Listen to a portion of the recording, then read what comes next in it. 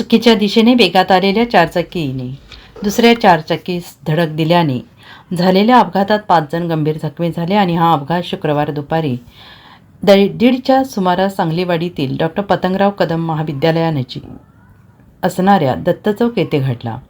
या अपघातात फिर्यादी विजय दिनकर शिंदे वय वर्ष 51 राहणार केसे तालुका कराड जिल्हा सातारा यांच्यासह त्यांच्या कुटुंबातील राजेंद्र दिनकर शिंदे, शैला राजेंद्र शिंदे, उषा जगदीश पाटील, पुष्पा सुनील पाटील यांचा समावेश आहे.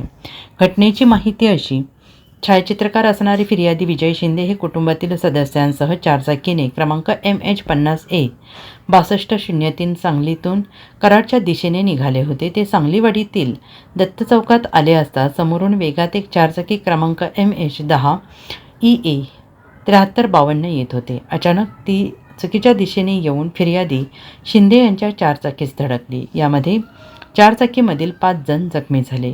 अपघातात दोन्ही चारचाकींचे नुकसान झाले आहे. पोलिसांनी राजकुमार बापूसाहेब पाचोरे राहणार आष्टा तालुका वाळवा या चालकावर गुन्हा दाखल केला आहे. अपघाताची नोंद सांगली शहर पोलीस ठाण्यात करण्यात आली आहे.